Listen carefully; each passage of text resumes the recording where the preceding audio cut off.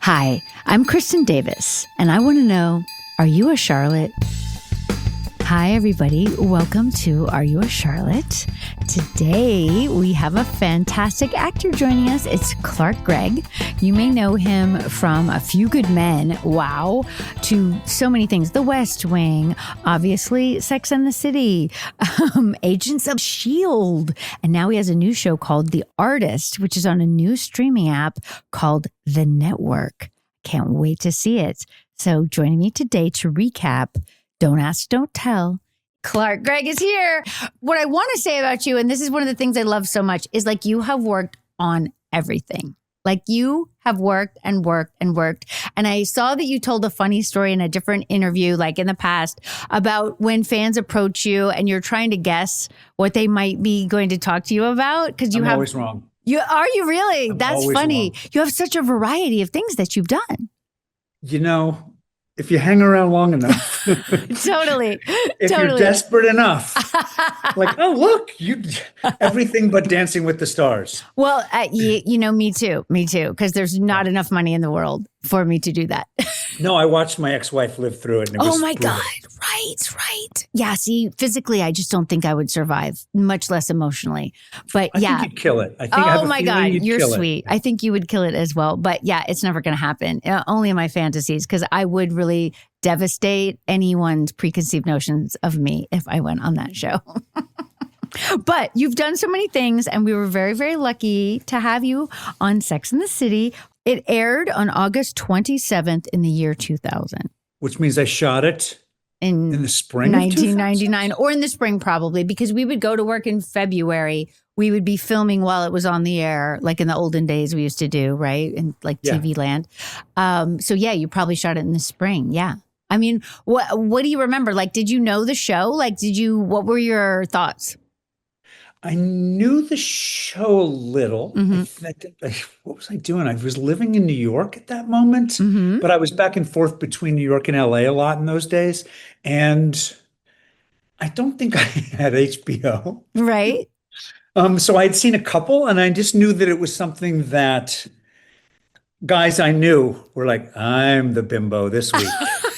And it was kind of passed around like That's different funny. guys. I'm like, oh, what's your kink? What's your thing? Oh, I like that. So I was thrilled to join that club. And I feel like I knew Liz Tuccillo and maybe Cindy Shupak. I knew a couple of the writers. Right. And I had met Sarah a couple of times.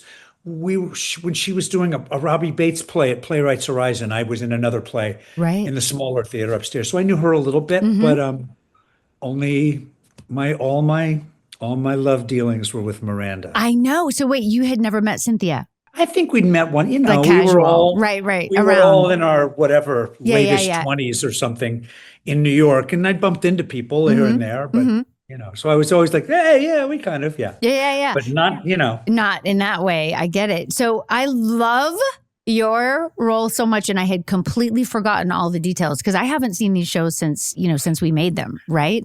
No, I did a sitcom with Julia Louis-Dreyfus like 6 or 7 years later than this, and I watched them like I've never seen the show before. I'm like, this is so exciting. What's going to happen next? Definitely. I'm saying a bunch of stuff. Yeah. I must know. And that version of me knows. Right. And I mean, I didn't remember at all. Like, first of all, I completely forgot about the speed dating. Like, this was a moment in time before the dating apps had come about where you could sign up at a restaurant. Miranda does this. It's her storyline.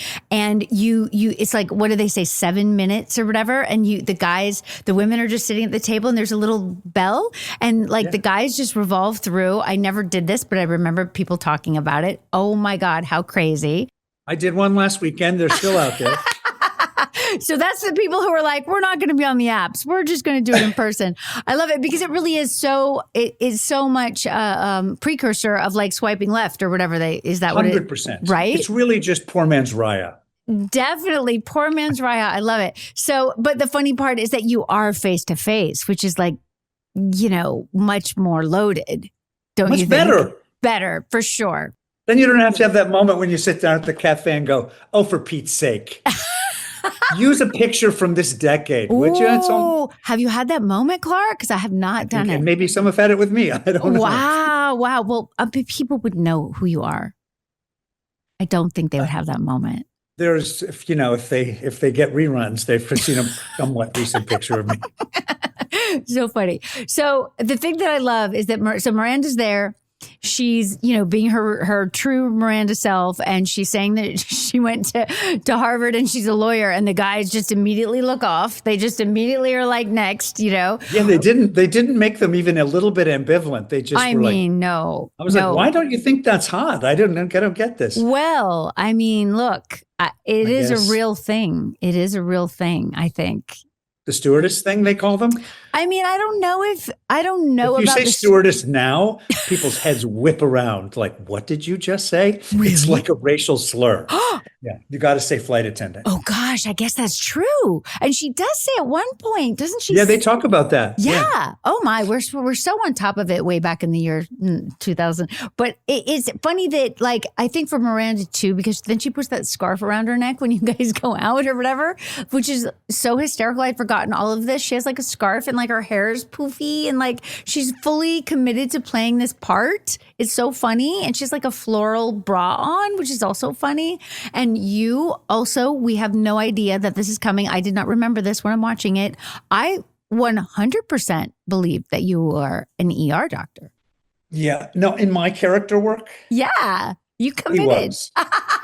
No, he was. He was. The whole thing about the athlete's foot, that's just because he had done some bad. That. No, they didn't have Google. I couldn't have even checked. See, this is also, they couldn't have done any digging on each other. That is so right. It's a different time. It's so interesting. And this is what I love to look back on, because there's some things that still ring so true. Like, I do think it rings true that men would not, I don't know. I guess it depends on the man, right? Definitely, if they would be into a Harvard educated lawyer. I think there are some who would not be. But then I think there are some who would be, right? Like, there's some things that are still really, really, really true that we wrote about in 1999/2000. And then there's some things that aren't, right? And a lot of the logistics have changed. Like, we could Google people, we would look into people, blah, blah, blah. You couldn't really lie that much. I presume that you're like me. Yeah. In that you fly a fair amount. Yes. And I remember when what I would consider a kind of aggregate flight attendant, what they would be like. And they're different now. That's true. They're different now. Very true. There's so many terrible things that have happened in terms of flying and how tense it is and how they've crammed us into, like, you see those, sometimes it'll come up like, here's what it was like to fly first class in 1967. Oh my God. And it's like you're at Hef's house. And everybody's like, Yes. And now it seems like there's some and they're a little crabby sometimes. This is true. But also, like, how could you not be? Right. No, it's super intense to be a flight attendant. I agree. Also, I just remember from when I started working, which would have been the first time that I would have ever flown anything other than coach, right? And they would have that little, push cart with the caviar and whatnot. Like, and that's not that long ago. I don't feel like I know how technically, like, what happened that made it go down, but it is kind of shocking now. And I do feel like the flight attendant's job is like a whole other level, partly because everyone's always filming all the angry people on the flight that they have to deal with. Does your Instagram show you that? Oh, yeah. Oof. People lose their minds up on a flight. Horrible. Oh, my goodness me. But yeah, the idea of Miranda actually being a flight attendant is pretty hysterical, because you could see she would, like, cut someone down real quick. You know what I mean? But I love her characterization of it all is adorable. So when you went, so you knew Cindy, who actually wrote this episode, right? Cindy just wrote barely it. A little bit, I think. Yeah. Yeah, and Dan Allgrant directed. That's right. And I knew Dan through some people, or just a little bit. Yeah. Oh, got it. Cool. He was chill. I liked him. He was good. He was calm and good. What do you remember about, like, what was it like for you to play Bimbo, as you said? I hadn't done that much. I hadn't done that much. I still hadn't done that much film stuff. So I remember being kind of nervous still, a little bit, like, oh, we're going to do the same thing on this side now. But I also, I don't know, I thought it was funny scenes. Like, they are. I just kind of liked it. I thought it was a funny bit. I do have, of the people who come up to me, there is definitely a twinkly-eyed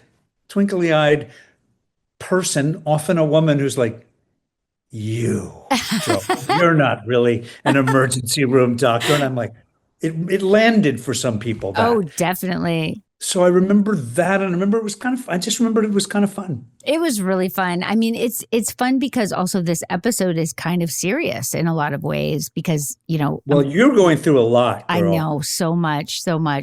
And when I look back on it, you've got the most charming man in the world, Kyle. I mean, beyond, right? Beyond. Oh, I love that guy so much. So do I. But not his character. I know. I was trying to work through the innuendo to figure out exactly the specifics of what the problem was. The sales would go up, but they wouldn't stay that way. I know. We say a lot of weird things, but we don't actually show it, which is kind of interesting also because on the show we show so much. But in this particular situation, we cut away and and then we just show us after the fact and we're discussing it and it's a little bit vague.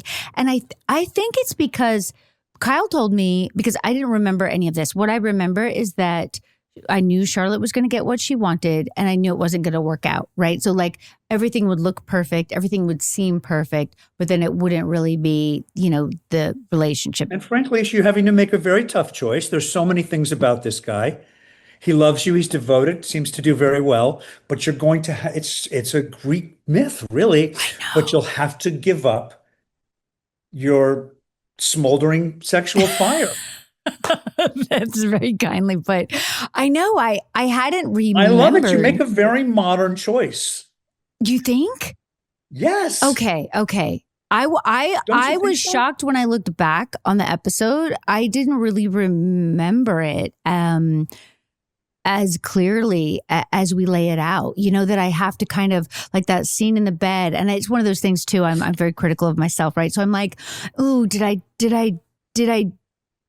digest it enough? Like, do you really feel like it lands for her? I don't know. Did I do enough? I don't know. I'm not sure. But obviously I'm looking at it from now. You look at things differently at different times in your lives, obviously. I mean, at the time. I thought it was very clear. Yeah. Okay. Listen, good. I mean, I don't have to do a ton of thinking about this. Right. I mean, that's what I think I worry that I didn't take it in enough. No, I don't. But that's what I'm saying. Okay. It read right to me because I don't know what I think works about the episode. When I've talked about this episode at various colleges, is that we can kind of feel the pull to go along. I can get this part of him going. I can rev up his engines. But, now I watch it from a modern lens and I'm like, You're right. This wasn't going to change. And you're standing up for a woman's right to have her own sexual life and freedom. Right. But I mean, I'm being an ally. Can you feel it? I'm being an ally. I did feel that. I mean, I think it's interesting too, because I guess it's also because Charlotte has pursued this thing relentlessly, right? But before he comes, I've got this book, Marriage Incorporated, and I'm like, I'm going to get married this year. In so many kind of backwards ways, right? Charlotte, God love her, she's so focused on that goal. And that's why it was so great that the writers set it up the way they did. But I think one thing that happened was that we didn't necessarily know we were going to get Kyle, right? The idea was, you're going to get a great guy and then it's not going to work out. But then Kyle shows up. I mean, he's not a great guy. He's like a guy. He's a dream. He's a dream. Boat. I know. And I think all of us felt that way across the board because he was only supposed to be there for 5 episodes, I want to say. And he was supposed to be boring. He was supposed to not be able to perform sexually and to be boring. Neither of which was particularly believable, right? Do you know what I'm saying? So, and I mean, I know he committed and everything and whatnot, but he's still Kyle in the end. He's so charismatic and fascinating. And he's Scottish. As someone whose family name Gregg comes from McGregor, I'm like, I don't believe any of this, a guy with a kilt who's not going to deliver. Okay, let me ask you this about the Scottish guy. I can't remember this actor's name. It was funny. He was unintelligible. Yes. Do you think that was a little much or do you think that was realistic? I thought it was kind of funny. It was kind of a bold choice because I couldn't quite understand most of what he was saying. Me neither. His name is Richie Coster. And I don't know his deal. I should investigate his deal because he could be your next day. He could be next week. He could. We could check in with Richie Custer wherever he might be and ask him, like, are you really Scottish? Did you put it on a little too much, or was that real? This is a really good bit. You could have him on and he'd be like, no, I totally put it on. And then everything else he said would be unintelligible Scottish. That'd be good. That'd be so good. I had remembered vaguely, and Kyle had brought him up because Kyle said he couldn't understand him either. So maybe he just committed fully to the Scottish. I don't know. But he was interesting. I liked it. There's so many things about this episode that I like. I really wished that your character had gotten to come to my wedding. Me too. Right? That would have been a great place, frankly, for someone to cut their finger and him to scream like a girl. I know. See, I didn't remember any of that. So I was like, wait, why is he not helping her? Why is he not helping her when she cuts her finger? And it is so her, like that she would cut it. It's really bleeding. It made me laugh because I didn't remember any of it. I know. It felt really bad to me in the day. Like, why can't she admit that she's lying too? And they're like, sorry, it's not going to happen. No, I agree. I wanted her to admit also because then I thought you guys could have stayed. Yes. That's right. But also, I love that she stuck with it. So she's like, I hope I don't see you on any of my flights. I know. And I was like, well, I wouldn't be in first class if I did. And she was like, that was no, sad. You wouldn't. And I'm like, hey, this is classist now. I know, it was sad. It was very cutting. But also, I was just sad that you had to go. I mean, I know that that's how we were rolling at that point. Like guys would come through, but the guys came blazing through. And I was telling somebody this morning, I said, I remember there's somebody, maybe People Magazine or somebody sent me once, and it was like, of all the little man toys that came through that show, who was the hottest? And it was a ranking. Like 1 through 50. And I was on a text chain with like John Slattery and Neil Pepe. And they were like, haha, I'm 3 above you. Oh my God. I love that so much. I love that so much. Our guys, I literally feel like we had the most incredible supporting cast for all the years that we went. It's right up there with Law and Order in that it's a rite of passage for a New York actor of a certain moment. That's exactly right. Though we have not done as many episodes as they have. So I guess it was a little harder to get, right? But on the other hand, I remember one time, I guess it was the last season, we were nominated for a SAG award, which of course is wonderful because it's the whole ensemble. And we were presenting, I guess we were presenting. I don't even know if we were nominated. And, I think we won. I don't know. The point is we were presenting. And I feel for some reason like we went off script, which you're not really supposed to do at the award shows, but I think we did because you're at the SAG Awards and you're just looking at a sea of actors. And like Bobby Cannavale was there, Slattery was there. So many of our co-stars, of our guest stars were there, right? And I just felt like we should mention them, because it was really like the wind in our sails that we had you guys. You know what I'm saying? Did? Yeah, I did. Yeah. I went off book and I mentioned them. And then Kim went right on book and everybody was just kind of left. But I just felt like that's why we're there, right? Yeah. Like that's what makes our industry work. We were the man toys beneath your wings. I know. And we needed that. We really needed that, and I think women are so used to playing those parts and men aren't. And I know it takes like a lot to just be like, I'm going to go in there and I'm going to do this part and then I'm going to go and, serve the purpose. Like it's a lovely thing, I think. Yeah. Yeah. And I think you were so good and I was sad you didn't get to stay. That's my main thing I want to say. It all worked out okay. It's true. Now, let me ask you as a guy, so if you didn't have HBO and you were on the show, how did you end up seeing your own episode? I think by the time it came out, I had acquired a better cable package. Cool. Something else had happened. I think a writing job. So suddenly I had was like, oh, good. I can watch. Got it. Watch this thing and still have the same feeling of she should come clean. Totally. I thought she should have too. And then when you were like walking around in life, what was it? Were people immediately talking to you about it? Was it embarrassing? Was it okay? No, I mean, it was a hot show to be on and to be, what was interesting was I realized, oh my God, everybody's watching this, and certainly every woman in the country's watching this. Yeah. I mean, I went to a movie, I think, in Santa Monica, and I like saw people whispering, like a bunch of women whispering, and I'm like, she was lying too. Okay, so this is something you've been holding on to since the year No, 2000.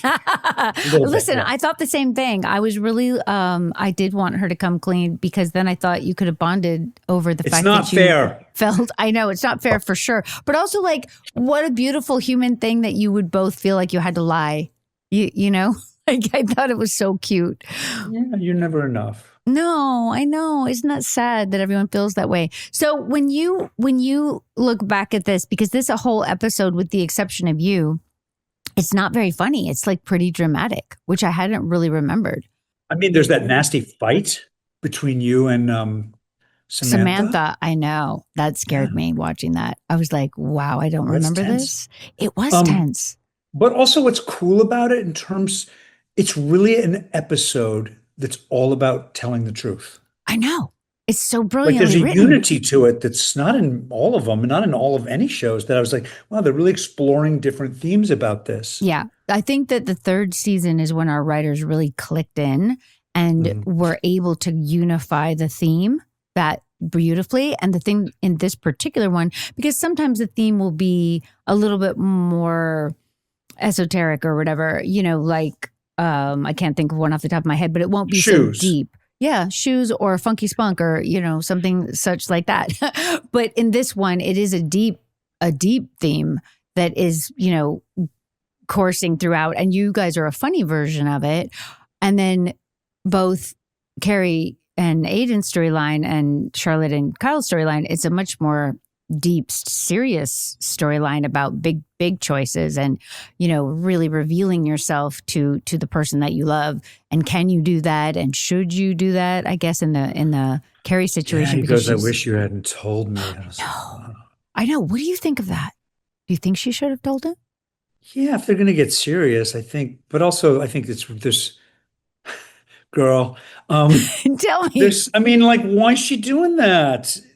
She's like, there's a big conversation to be had of, right? Why are you sabotaging another thing?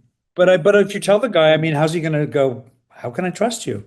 Of course. I mean, it is interesting because I think when I watched it, I am struck by how incredibly good John Corbett and Sarah Jessica are together. Like they're so amazingly connected, which is amazing because she is also equally, you know, connected and has incredible chemistry with Chris Noth. So like and they are opposites, you know, in so many ways, the characters and also the people, kind of like the vibe or whatever is so different. And she's so skillful in terms of the, you know, the depth and the reality that she brings to those relationships. Obviously she's amazing. But I think that she felt that their connection was so intense that she could tell him that she did this and that they would have a fight or whatever it was, and then it would be okay. You know? But it's not. It's sad. Yeah. It's sad. He looks so crushed, Aiden. Yeah. I feel really bad for him. But then obviously, you know, we know what happens and whatever. But I also, many things happen that I don't even remember between now and then. But you know what I mean? But I thought like, and I think there's a voiceover where they say that my character, that I'm 34, because I can never remember how old we're actually supposed to be in reality because I can't separate real life from the fictional life. Yeah. It seems when I look back on it, and I don't know if this has to do with the innocence of the time compared to now, I feel like we seem younger. Do you know what I mean? How so? Like the kind of, does it seem to you, because you were back and forth LA, New York, living the similar lives in a way, not to the characters necessarily, but to like in New York, whatever, like a New York life, right? Yeah. Do you feel like it? They seem young. Yeah. Does it resonate with you like where you were in your life? I mean, the dilemmas, certainly. Yeah. You guys were living, your characters were living this kind of to me, very uptown, affluent life that was quite different. That's true. then it Right. was, a little more boheme. But what about the relationship part? Like the stakes. I guess what I'm saying is the stakes seem so high. I mean, they're high for Charlotte because Charlotte has this goal of getting married, right? Which is very different than my own goals. But like the stakes are so high.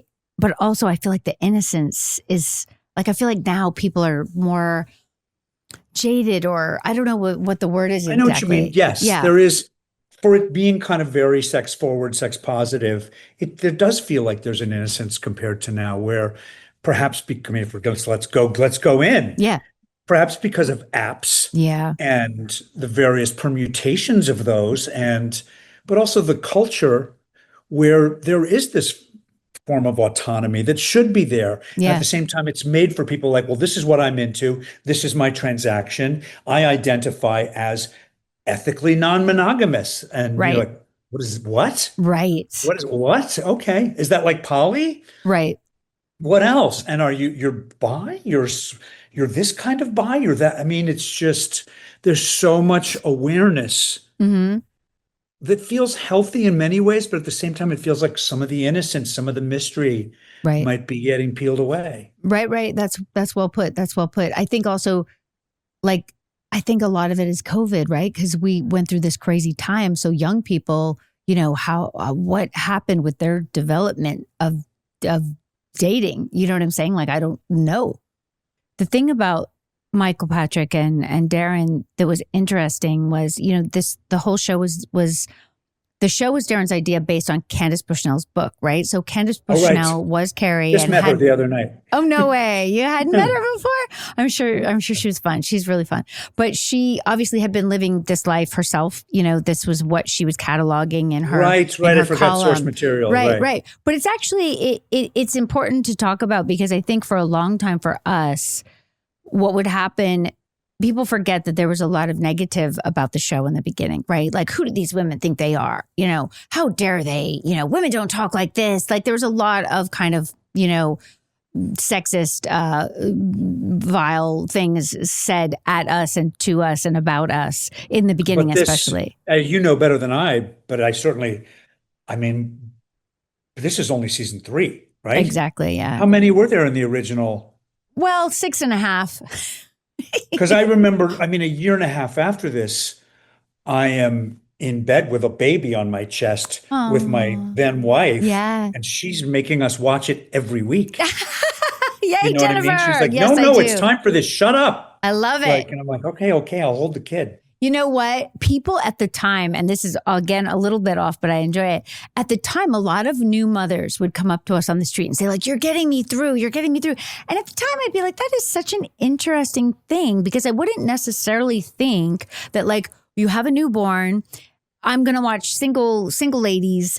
But now that I've had kids, I understand, because you're kind of enclosed, you're somewhat trapped in the newborn experience, right? Like, you're not living your life in the same way. It's a very big change. So I think it was like an outlet, like a fun, like how it used to be type thing. Because even if everything's going great, you're like, you're just with that baby all the time. Well, you're watching a form of freedom that you do not have and will not for a while. Beautifully How old are your put. kids? 7 and 14. Cute. Yes. And you're 23. Oh my God. She moved here about 3 months ago. I'm so happy. Fantastic. Yeah, I don't want mine to leave. Sometimes mine says that my 14, she's like, I'm not going to go anywhere. And I'm like, that's cool, babe. You don't have to. Yeah. UCLA is right down the road. Exactly. But we'll see. I know I'm supposed to let her go, but maybe not. It'll happen when it happens. Right. It'll go the way it's going to go. Him, on the other hand, I'm pretty sure he's going to want to go, but he's only 7, so who really knows? But what was I saying? Something about women watching who have little newborns. Yes. I didn't really ever get that before I had the kids. And then I was like, oh yeah, no, I totally get it. Because you're home and you need something fun to watch and you need to feel that freedom. You're right. That's what it is. It's the freedom of the choices. Like, that's one thing I love about our characters. when you watch it, because some of these things I don't really remember. Oh, what I wanted to say was the man thing. So what would happen when people would get angry about our show, right? And they would feel like, well, that I've got to tear that show down. One of the ways that they would try to tear it down would be to say they're not really women, they're gay men dressed as women, because it's written by these two gay guys, which was so unfair and messed up. No, it's so unfair. Right. And yeah, but I feel like anytime women kind of own their sexuality. Exactly. They have to find something to take it away or whatever. But also it's like saying that gay men can't write women. What is that about? Like, no one said William Shakespeare can't write women. I mean, maybe some crazy person did, but whatever. You know what I'm saying? People can write other human experiences. This is the joy of what we do. You don't have to be exactly the thing, but also. And the women that were written were connected with millions and millions of women. Absolutely. People don't say this now, thank God. Yeah. Though they do, occasionally people will say, oh, I thought gay men wrote that show. And I'll be like, well, can I just show you the list of our female writers? It's long. Yeah. We have a lot of amazing female writers, but also who cares? Like who cares? It's an interesting thing how they'll try to undercut you, sometimes. I hope that's not what it sounded like I was saying. No, not at all. It just reminded me of it. It reminded me of it because I do think when I watch it, there are moments with Samantha where I think, first of all, like she is such a powerful, powerful character because we have not seen her before. And really kind of since, I don't think we've seen her. I mean, maybe in reality TV, I don't really watch reality TV so much, but the energy that she has, the way that she embraces her sexuality, the complete unapologetic, way that she lives her life is so unusual and different. And I can see in some ways that, that was a very a loud statement made by Darren and Michael Patrick in some ways. Necessary one. Yeah, necessary and interesting one. Because it's interesting. She's so even, she gets sad and she has all the different feelings. This episode, she's fine, though it is really interesting when I have that fight with her, Charlotte, and she have that fight and Vera Wang. I hadn't remembered that. Remembered that at all, but I also think it's so realistic. Like people get so stressed about their weddings, and just like lash out at people. And I think also there was so much stress about, I've said this before and there were weird headlines about it, but like Charlotte is Charlotte and she wants the big fluffy wedding gown and she wants everyone to be wearing these identical dresses. And there was a lot of stress for Pat Field, our costume designer, because there was a lot of debate about whether. Oh God, it was Pat Field. Yes, remember Pat? I love her. Yeah, I know. She's incredible. She's incredible. And I'm happy that they ended up in their beige dresses. And I love how Sarah Jessica styled hers with the little tartan, belt, because that is a very Carrie thing to do. But I think there was some debate that maybe they shouldn't all be dressed the same, that's not true to their character. So I think that made its way into that scene. And Samantha saying, my hem should be shorter. Shouldn't I look amazing? And me saying, oh, if I have to be a bridesmaid, she says, if I have to be a bridesmaid, shouldn't I look amazing? And I say, well, you don't have to be a bridesmaid, which is really pretty bold of Charlotte to say also. And then she says something like, well, I thought you wanted me to be. And I said, no, I just didn't want to leave you out, which is like kind of cutting, like, ouch. But it's good writing because at the same time, you get why she might want to cut her out because why do you got to be the hot bridesmaid? The whole point is being a bridesmaid's dress is we're going to try to make everybody look a little frumpier so mama can shine. That's right, Clark. It's funny too, like I didn't really realize that so much until my friends started getting married. You know what I mean? Like I thought everyone wanted to look great or whatever. But then I realized like, no, you're technically you're in a support role and you need to know that. When you're a bridesmaid, you're in a supporting role. That's important, but sometimes challenging. Okay, I want to talk about Carrie and Aiden a little bit and the big thing. I hadn't really remembered this, that it was this in depth. But what do you think of Aiden as a guy? Uh-oh. I find him appealing in this. I don't know. I didn't. Yeah. Me too. He's really into her. Yeah. He seems to have an interesting kind of muted, not muted, that's not the right term, a gentle form of masculinity. Yep. He's kind of, He's talking about the kinds of trees and the I way that they know. complement each other. I'm like, listen, if you could find somebody like this on a dating app, you would check out of the game. 100%. That's what I thought But that's too. always, you want, or do you want the kind of like slightly slutty bad guy in Big? I mean, is Big slightly slutty? That's super interesting. I had never thought of him that way. I would describe Big as a slightly withholding or very withholding bad guy or He just felt like a power player guy to or me. I'm whatever. like, why is he being withholding? Because he's working some other angles. I don't know. Oh, I love to hear the man's Well, just because side. I mean, I don't know. Listen, It's I'm true. not a, You were right. You were right. That whole time he was he reads withholding. like a finance bro, and I think of them possibly in an acquisition-y kind of Yes. mindset. Yes, Where is he? Clark. Why is he not locking that down? Right. This is good. This is very good. This is why we need the men to come on the podcast, okay? We need to cut through it, all right? We need to cut through it. So when you're watching Aiden, because I also had forgotten, and because I know Corbett, and Corbett is not like he obviously he's bringing all that to it, but like I wouldn't describe Corbett as a soft masculinity. He's like super masculine, like have you ever met Corbett? I don't think I have. Yeah, he is a character and like a one of a kind individual 100%, but very I would describe him as more like straight up masculine. You know what I'm saying? Like he's also really tall. Well, we're talking about the moment where she drops the bomb on him, and there's so many ways to react to that. Yeah. And it's such a primal wound, whether one likes, because you walk around as a male and you have several brains in there. One of them that is in charge way more than you want it to be is about 80 million years old. And it has reactions to things like that that don't make any sense to you, but they completely take over the ship. Yeah. And I don't know, there just was a way where he just, and I think it was some of the writing leaned into this kind of like just really, wow, I don't know what to say. It really hurts. I know. It was so good. I thought it was so good. Like That's what I mean by a yeah. kind of gentler. Yeah. Oh, I know He's what not you mean calling her exactly. names or Right. throwing things. No. He doesn't know none of those. No, I'm not disagreeing in any way. I just think it's interesting because John isn't that way himself, right? So he's really doing a great job, with what was written, right? Yep.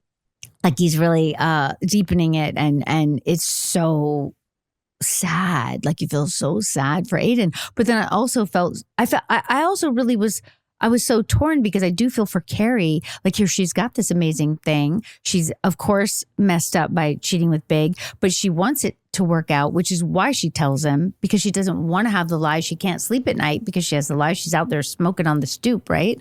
You can't really live like that, like it's taking over her mind. It's like in between them, even, because she hasn't told them, right? Like it's living there in her vision. It's living there. Like I did this. I don't deserve him, basically, which I felt for. No? Did you? No? You look like no. Well, no, I agree with everything you're saying, I guess. And I'm looking at it from a present day lens. And I thought, there's so many deep personality red flags. I'm sorry, I know it's a fun-loving, promiscuous show, but No. if you like this guy and you went and had an affair for 3 weeks, then to me, the conversation should be very different. But that's very of this moment. Like, Right. Okay, we have to talk because I've done something horrible. Right. I don't understand what happened. It's not okay with me. I don't blame you if you never, you know what I mean? Like, Yes.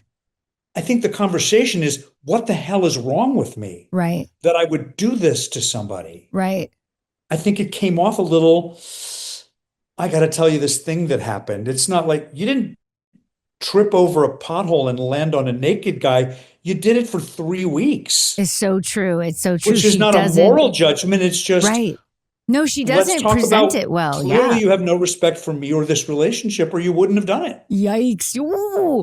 I mean, yes, I understand. I mean, I think it's an interesting thing maybe too. That's my dad was a minister, so maybe it's I still carry those kind of moral hard lines. I think, I mean, I get what you're saying exactly. And I think part of the thing about Carrie, which is interesting, is that on the one hand, she is this seeker and she's writing this column about, I wonder this and I wonder that. I mean, that's true. He's getting with the sex columnist and like, you're never going to believe this, but I slept with somebody else for 3 weeks. He's like, this is what my friend said would happen. Which is probably true. But the thing that's great about Aiden and the reason they're interesting together is that he's kind of not New York. Like sometimes you don't even know if he understands what she does. Do you know what I mean? Like he's not of her world. He does. He feels like an upstate guy. And he is. I mean, we have an episode where they're going to go to the country coming, right? They go to the country. I gotta watch the show again. Yeah, clearly, Clark. You've got to watch the whole thing. But he's so he's disarming because of that, right? Because he's not of her world, whereas Big was very much of her world. But yet she doesn't, like, she's not worked out. And so there's been a lot of conversation about Carrie since the show ended about, she's a narcissist, she's this, that, blah, blah, blah.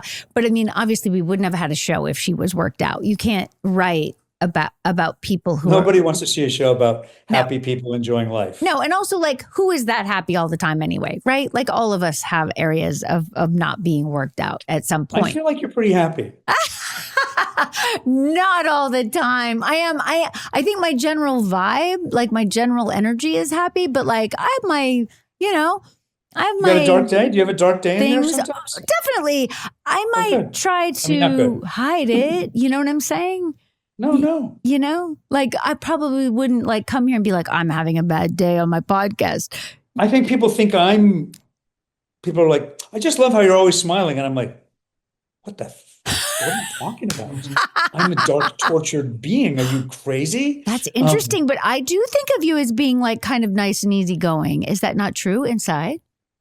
No. Wow. Interesting. I have a certain amount of joie. Yeah. Me too. I have a certain amount of, I enjoy humans. I enjoy existing in the world. Me too. But I definitely wake up in the middle of the night, like on the ninth circle of hell. Like, me too. Rowing 3 a boat a.m. with Kafka. I've been wondering this lately, like, why is it so dark in here in the middle of the night? Like, things are good. Like, I mean, I'm just going to say what I tell myself in the middle of the night when I wake up, because I do wake up pretty frequently and there'll be some particular little minutia on my mind. But what I think is it's the collective, like we're just living through some crazy times. What do you mean? We're not going to go into it because that's not my podcast, but you know what I mean. It's hard not to be affected by it, Okay, let me ask you about your new show, because first of all, I need to understand what network or whatever you want to call it it's on. Explain. Okay, I'm going to give it to you fast. Okay. There's a terrific producer in LA, been around for a while, Hillary Shore. Yeah, everybody loves her. You didn't know her. Yeah, she's really fantastic. Really good. I think she would not mind when I say she's one of the great broads. Amazing. Of all time. Love it. And she and this wonderful guy who I didn't know, Aaron Rappaport, a guy here, it's like first year of Sundance in a way. Wow. They formed an indie streamer. What? An indie you just streamer? It's an indie streamer called The Network. Oh my God. And you just download it onto your Apple TV. And what they chose to make, they have another show, I think they acquired maybe. Okay. But they made a period drama about a couple of murders in the Gilded Age. Stanford White, who was murdered by a guy named Harry Thaw in a fit of jealous rage over his 17-year-old wife, Evelyn Nesbit, played by this wonderful young 17-year-old actress. She might have been 15, the real girl. Ever Anderson, whose mom is Mila Jovovich, and who's just shocking. But it's Mandy Patinkin and Janet McTeer and Patty Capone and Hank Azaria and Danny Houston. Wow. And for a shoestring, they made this period piece set in 1905-ish New York, and it's quite good. Oh, I can't wait to see how they pulled it off. So that's that is exciting news. That's what I'm here to get people to do, is to try to among the very important topics we're unpacking is to get people to download the network and watch this thing, because it's not Netflix. Right. So they need people to. This is amazing. It's an artist-driven thing. Great. It's a United Artists type thing. Amazing. Like I'm going to go talk to them next week about a show I want to try to make with them, because this is a great if we could take it over ourselves, we would maybe not get so screwed in the negotiations. Definitely. Also, like the consolidation situation in our industry is so at such a crazy, crazy level. And we've got to create new things so that everything isn't going to be glommed into one thing, you know? Yes. Yeah. Yes. It's crazy town. So I'm so excited to hear that. And I will download it and I will watch it because I'm excited. I'm excited to support. Always very exciting. Got to support the indie, anything. Right. Yeah. Okay.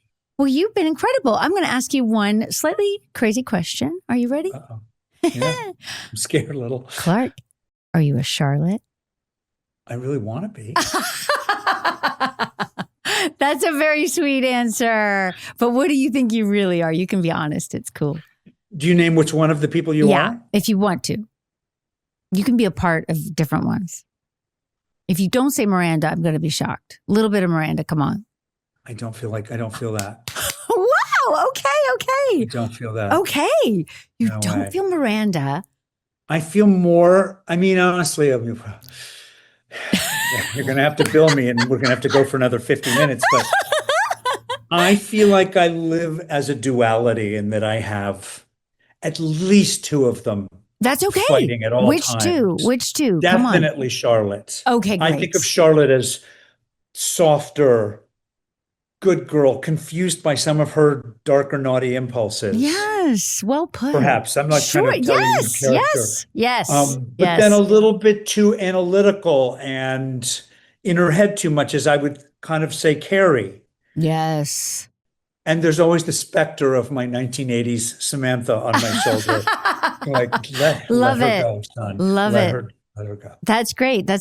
I also am part Charlotte, part Carrie. I don't know that I have a Samantha. I probably should want to have a Samantha, but I'm definitely half and half. So I relate there. We're the same. Love it. Thank you for being with us. Thanks so much for having me. It's so fun. I wish I had another episode so I could come back. I know. That's what I mean. We should have kept you longer. I'll come back and talk about one of Slattery's episodes. Fantastic. When you see Slattery, tell him he needs to come talk to me, okay? Oh, it's the next call I make. Yay! Thank you so much. And anyone else on that text chain, okay? Because we'd love to have you guys. You have to look up that article. I want to see it. You have to make it part of your thing because you have to be like, Definitely. how does it feel to be number 27 out of 30? That hurts. That hurts just to feel it, just to think about it. There was a lot of trash talk on the text thread. Oh, I bet. About who was, yeah. Where was Bobby? I don't remember. Funny. It's so funny because he plays Funky Spunk and I'm just dying to ask him how embarrassing that was. I don't think I've ever asked him that. And we worked together after the fact, but I didn't have my podcast, self yet, right? Where I interview people. How did you feel being Mr. Funky Spunk? I mean, what a surreal thing. You know what I mean? But yeah, we've had so many great actors and it's always really fun. I guess I should feel really good that I didn't walk out of there with a name like that. I think so. I think you got off scot-free. I already get people calling out character names when I'm walking down the street. I don't need, hey, Funky Spunk. Like, I know. Can you imagine? How am I going to explain that to the woman I'm on a date with right now? I know. That's why I'm dying to get Bobby. Someday. See, I do have this other thing where like at any time they can come and I'll just do like a little side episode with them because people love to see you guys. If you see them in a restaurant, just like, listen, do you mind if we just do it? Oh, I will. I'll just be like, here's my phone, talking to the phone. Then I'm going to just be a menace and everyone's going to be like, avoid Kristin Davis. But hopefully not. Thank you for coming. It was a joy. It's a pleasure. Have a great day. We finally talk. Yes, me too. Don't freeze out there, okay? No, I won't. Okay, good. Have a great day. Bye. Bye. There are some things that we didn't talk about, so I'm going to continue my recap. You guys join me on Are You a Charlotte? We'll recap some more of the fantastic episode, Don't Ask, Don't Tell.